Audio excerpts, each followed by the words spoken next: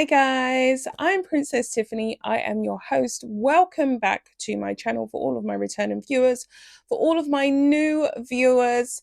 If you enjoy this video, don't forget to like, comment and subscribe and leave a comment and let me know your thoughts about Meghan's latest antics. And let's get into this. Oh my God, so much has happened. So Meghan has reduced herself to merching her kids.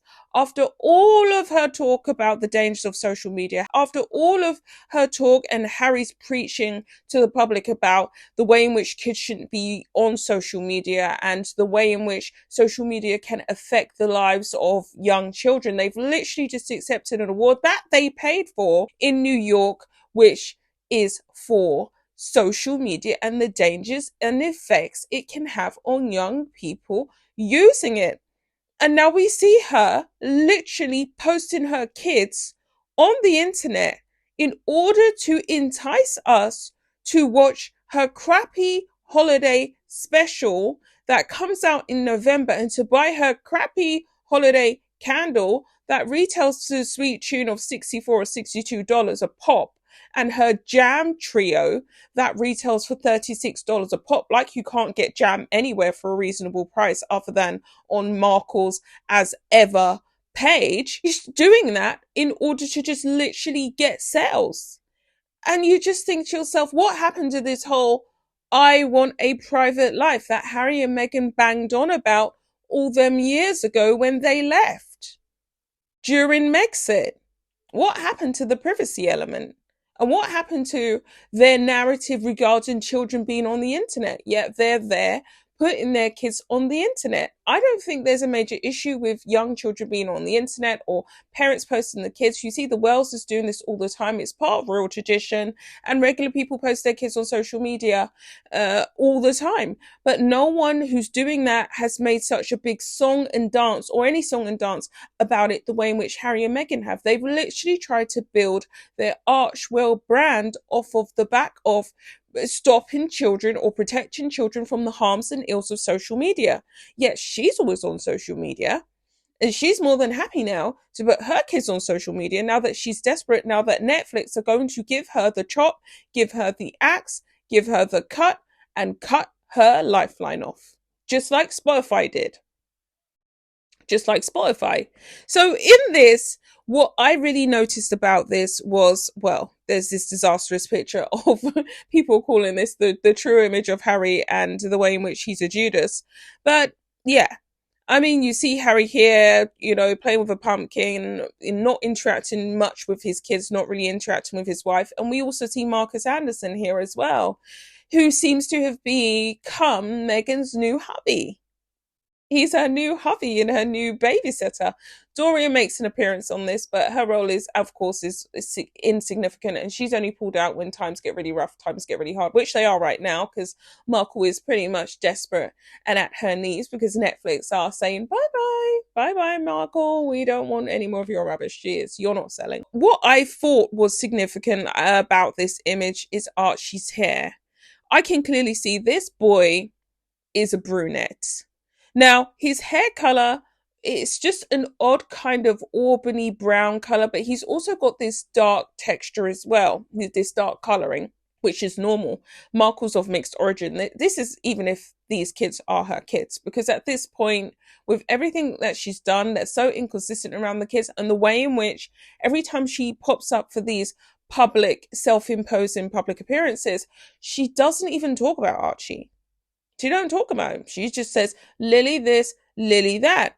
And let's look at Lily. And find ways to connect. I was joking, you know, our daughter, she's 4 and she's a very strong personality and she's incredible. And now she's in this moment of, I say, okay, Lily, it's your turn. What's your rose and your thorn? She goes, my day was just a blast. Oh, so good. Lily's always wearing clothes from Walmart. Her clothes look like they're from Walmart, or like a shop called Primark, which is like our equivalent of Walmart in the UK. I think I've never been to Walmart, but in the UK, if you go to Primark, you're going there to get, you know, pajamas for like £3.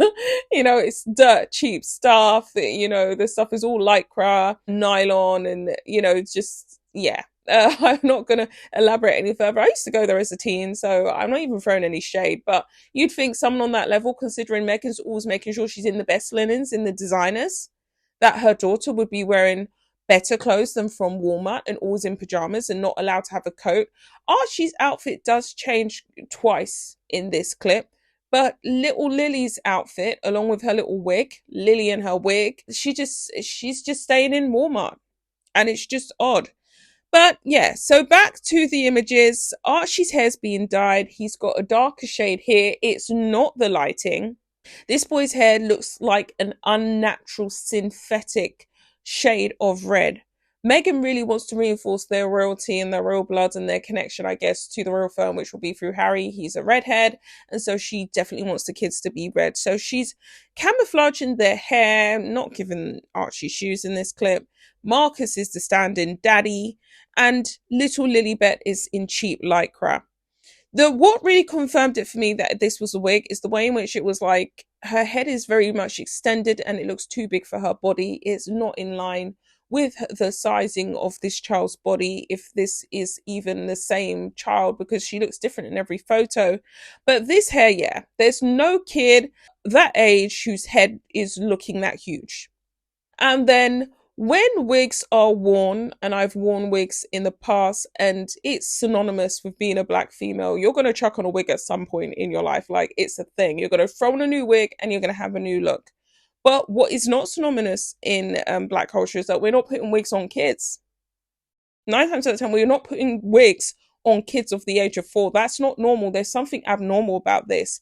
So she's put this wig on this 4-year-old, right? And it's gone all straggly because of she's been playing. She's a kid. She's been playing. And wigs tend to bunch up at the ends. They tend to bunch up at the ends after a significant period of time of wearing. And, you know, if you've been wearing it for like 12 hours, whatever, they'll bunch up at the ends. Why would she do that? You see, Meghan is very ashamed of being African American or her African American roots. You know, she's lived her whole life as a white woman. At one point, she was even passing as a Jew. When she married Trevor Engelson, she put it out to press releases that she was half Jewish. Yeah, and she was walking around. Her skin was as pale as snow, guys. Literally pale, because that's Markle's true color. She's not a really dark tan color, you know, like Halle Berry or Paula Patton. She's proper white. Like, her ankles are ice white. So she was literally walking around with her natural color, telling people that she's walking around saying she's Jewish. And even when she got to the UK, she was still doing the I'm half Jewish act, to the point where the Jewish Times, I believe, they ran an article because a lot of the Jews were like, oh, she's Jewish, she's Jewish, she's Jew. There's going to be a Jew marrying into the royal firm. And then I think someone done some deep digging from the Jewish community. And they were like, oh no, guys, she's a liar. She's not a Jew. She's not one of us. Sorry, guys. Yeah, I know you was excited, but yeah, we do not have a Jew in Buckingham Palace. She's put this wig on her daughter, which must be very uncomfortable, very itchy, very hot, you know, and they do get hot and itchy, especially for a kid. I mean, kids are running around and stuff. Like, you know, when I'm putting my wiggy on, I ain't trying to be running around or nothing like this. It's going to get hot up in there. So she's running around with a wig on in cheap clothes, and you just think, why? While Meghan is in her designer garbs as usual. Harry and Meghan can't stand each other, by the way. So I went through these pictures and I saw this of Harry looking glum, looking down, looking depressed, looking fed up, looking miserable, the usual. The same type of body language was going on in New York. Harry was looking fed up, miserable. He's not faking it anymore. He's not faking it anymore. He can't. The giveaway image for me was this image here. They're holding hands. Harry's holding hands, but he can't stand her. You see the way his head is turned away? His head's turned away. Meghan's got a hand on her hip like, oh God, you know. Oh God, I've got to hold this bozo's hand. And why is Marcus there? Because he's the referee. I said this when she went to Paris. I said this definitely was confirmed when she was in New York. Remember, they had that split public appearance. I think it was on the 14th of October, and they both went out to dinner separately with their PR people. They're on the verge of a major divorce, guys. The divorce is literally around the corner. It is time. The time is now. We're now going to see the unraveling because Harry's not playing Markle's games. He knows they're in hell. He knows it's not good. He's slowly coming to light with the fact that, or to the knowledge of the fact that he's made some really tragic choices in his life that are not serving him well. All of this jealousy and this spitefulness and this rage that he targeted at William and Catherine, it's all unraveling.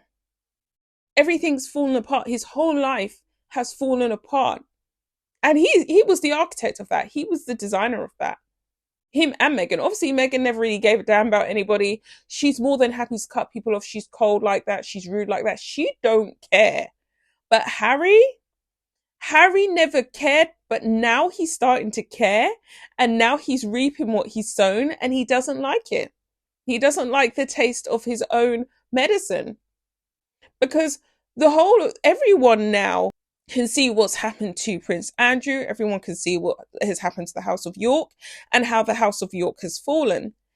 And it's only a matter of time before William moves the needle and he points it directly at the Sussexes.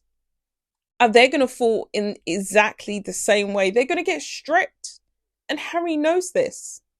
And he hasn't really been able to establish a fantastic, fabulous persona or career or infiltrate America the way in which he and Meghan initially were told by their media and PR people, who have all dropped like flies because she lost her 10th PR executive representative person this year, right? That lady who just walked out on her because it was so bad, she just simply couldn't pretend. So everything's fallen apart. Meg is merching the kids for candle sales and for Netflix views. How hypocritical, you know? And so you can see Harry is stumped and he's mad and he hates his life. He hated his life before he left the firm, but he really hates it now for real concrete reasons. On the verge of no money. You know, there's been a lot of greater people in the industry, billionaires in the industry, who we've watched fall, who we've watched lose everything. So there's nothing special about the Sussexes here. A string of bad decisions is going to lead to a tragic ending. And so they're unhappy. They're miserable. And Marcus Anderson is meant to be what? Patching up Meghan's mess, Harry's mess, bringing them together. Of course, he's not a miracle worker. He can't do that. Right? He's playing the big old friendly uncle, Unc Marcus, and refereeing in between the shouting matches of Harry and Meghan. Because they're at each other's throats. And it's diabolically bad. So I'll be back with another video, guys. As you can see, she's merching the kids. It's embarrassing. I'll be back with another one. Bye, guys.